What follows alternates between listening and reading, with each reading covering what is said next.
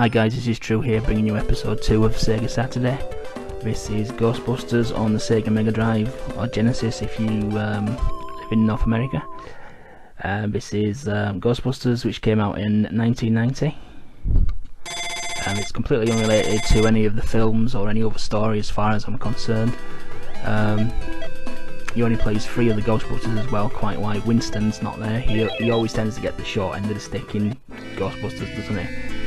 God knows why, but basically the Ghostbusters are down on the luck because there's not an awful lot of ghost activity around, and all of a sudden they start getting a flood of calls. Now you choose one of the 3 Ghostbusters. I think Peter, who I picked, he's Mr. Average with normal energy, normal speed. Egon's fast but weak, and Ray is slow but strong. It's basically like a platforming shooter. As you can see, the Ghostbusters themselves has got a weird stunted look to them. All 3 of them have this weird look. And what you have to do is you have to go to each house which has a certain number of middle ghosts, which are sub-bosses, and you take the sub-bosses or middle ghosts down, and then it reveals the location of the actual main ghost in the house or building that you're in. And once you take that ghost down, you obviously complete the level and move on. With the money you earn from the jobs, you can buy better equipment, such as freeway bullets. I think you can get more energy, more life, more energy for your gun, better weapons, just general upgrades really. There's a bubble weapon which you can encase ghosts in, which makes things an awful lot easier, but obviously the better upgrades are more expensive. The game's pretty tight in terms of controls. You've got your jump, and you have your shoot button, and then you have the bomb button. Quite why Ghostbusters are throwing bombs, I don't know. They could have come up with something a little bit better than bombs.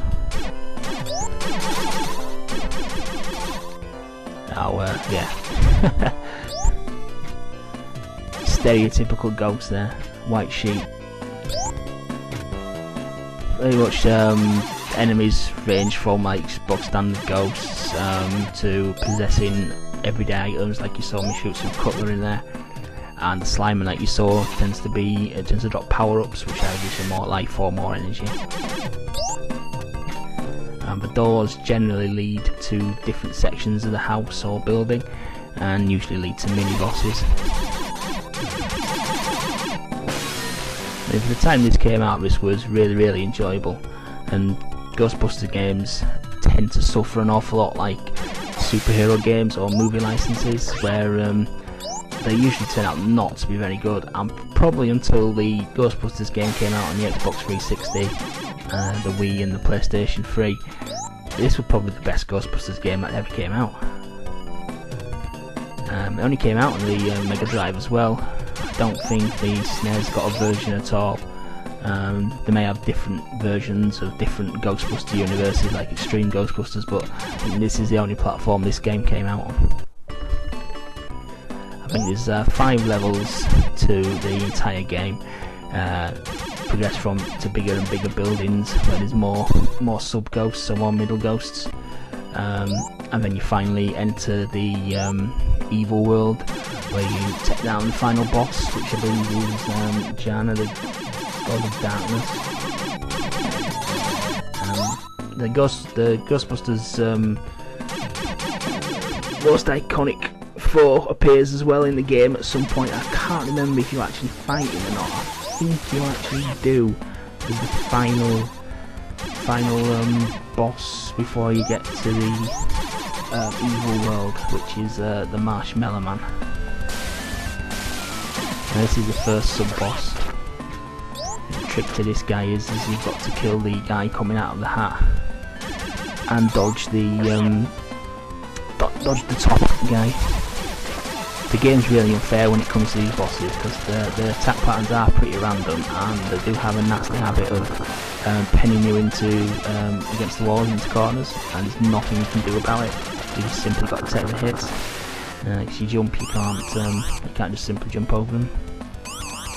Now this bit here, you got to capture these ghosts for extra points. Now I do a very bad job of this because I actually completely forgot about this. You're supposed to try and zap it close to the trap, then the beam sucks the ghost in and that captures it, and you get additional bonus points, bonus cash for capturing the ghost. I always thought as a kid with this game, this is supposed to be people's houses, and I thought, how the hell do you live in a house like that?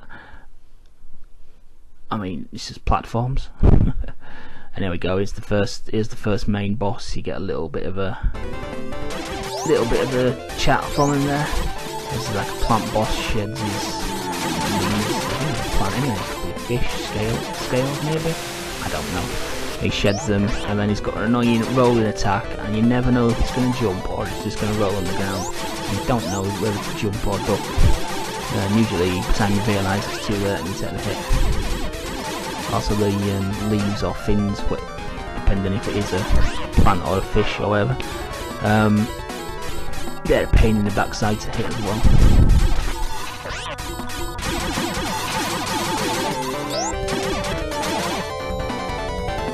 See, there we go. I tried to duck underneath it, but no joy.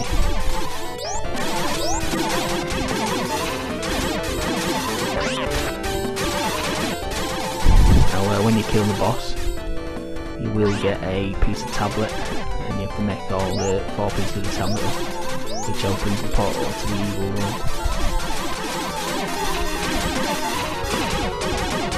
There it is, the first boss is dead. Wasn't actually sure it was dead at this point. Didn't know if the head was going to do something else. But yep, it's dead. He's dead twice, dead as a ghost can be anyway. Nice little newspaper clip there.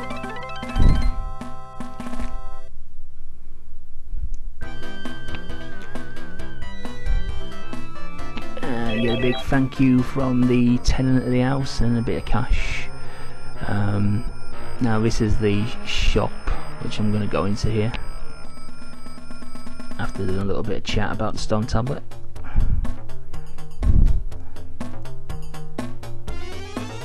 You've got a weapon shop there, various different weapons there, shields, explosives, not sure what they do off the top of my head.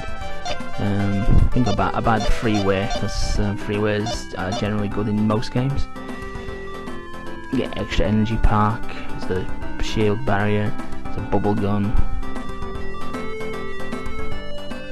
There is also an item shop, which I'll go into in a second, where you can buy food, which replenishes your energy. You can buy extra bombs. There's the freeway bar.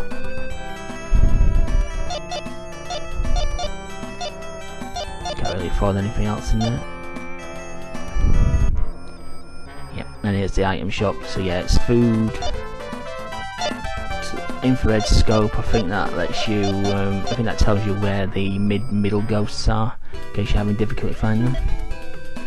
And as you can see there, the house is completely down. I've opened up a bigger house. And go to the second level. Do it in the right progression. Yeah, and this guy's living in an apartment, so technically it's smaller than the first house, but it's bigger. TARDIS. 2 middle ghosts in this one.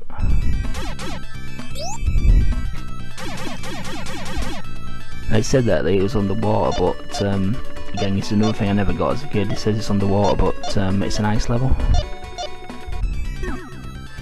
Right, there's the freeway.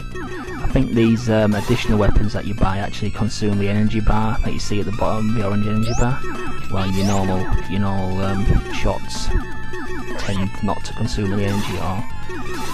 This is why I changed from the freeways, just to save them for a boss. The enemies are themed as well, from level to level. In this level we get some like ice men to shoot, which we'll see in a second. There is enemies that are same throughout the game, like the blobs and the faces. The princess cutlery tends to make quite a few appearances through the games. And there's the first ice giant or ice snowman, whatever you want to call it. You know, watch out for the icicles as well on this level, which continuously grow back, which is a pain in the ass.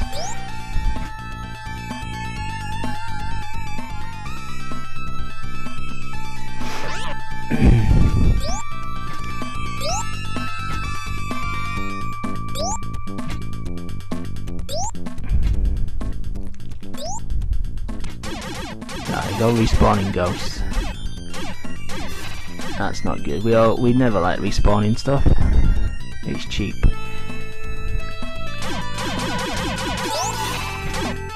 I think I'm near the mid-boss here. Two blobs, and we'll do the best to capture the ghost after we've killed it this time. To show you what it does. Bit of slime up. There you go, a bit of energy, I think. Yeah.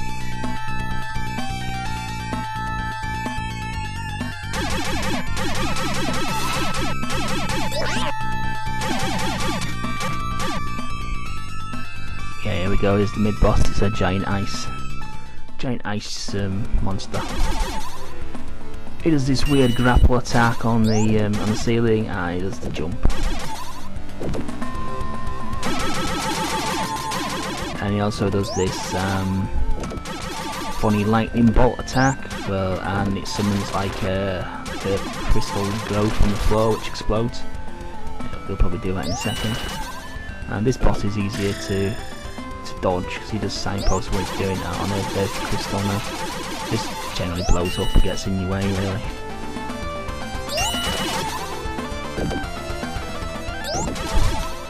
It's a nice shade to it. But yeah, it's good game really, especially for the time it came out.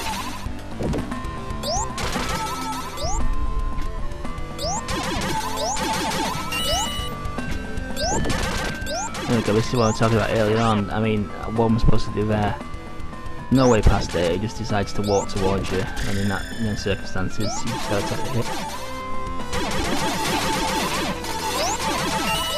I'm gonna do it again here now, I think. Lightning bolt.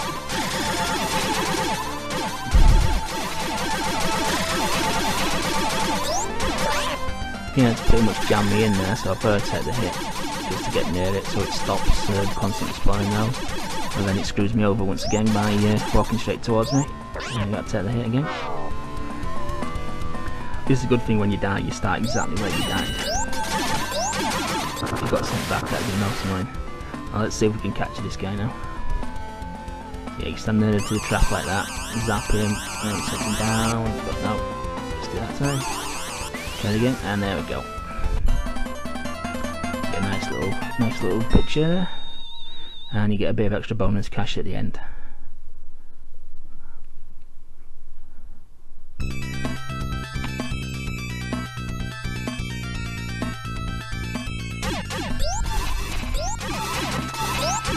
Right, I think I'll actually leave that here now and get a good idea what the game's like, and it is certainly worth a play if you can get your hands on it. It is a pretty decent game for its time, and definitely worth a look. Thanks for watching.